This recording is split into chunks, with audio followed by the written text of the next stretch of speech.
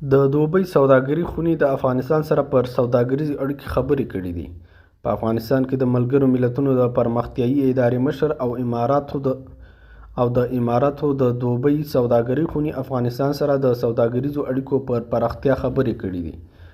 د اماراتو رسنیو خبر ورکړی ده چې په افغانستان کې د ملګرو ملتونو د پرمختیایي ادارې یا UNDP مشر عبدالله الدرداري د ابوظبي د سوداګرۍ خونې مشر محمد هلال المهري او مرستیال هلال محمد الحمیلي سره لیدلي دي.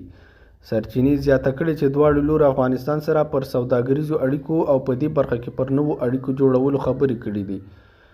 د ابوظبي د سوداګرۍ خونې مشر المهري ویلي چې چمتو دی له افغانستان سره د سوداګریزو اړیکو پیاوړتیا په برخه کې هره ممکنه مرسته او همکاري وکړي. هغه زیاته کړه چې له افغانستان سره د سوداګریزو اړیکو د پراختیا لپاره به داسې نورې غونډې هم جوړې کړي. بلخوا قطر وایي د بشپړ ثبات تر راتګ پورې باید افغانانو سره بشري مرستو ته دوام ورکړل شي.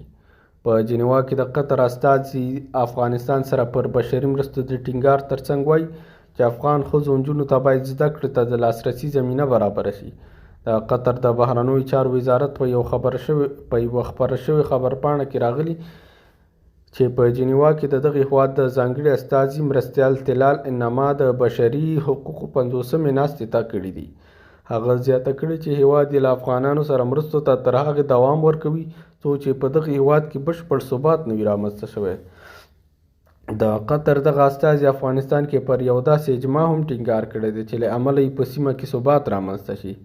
تلال د افغانستان پر بشري او اقتصادي وضعیت اندېښنه ښودلې ده او له نړیوالې ټولنې یې وغوښتل چې له افغانانو سره په دې سخت وخت کې بشري مرستې وکړي.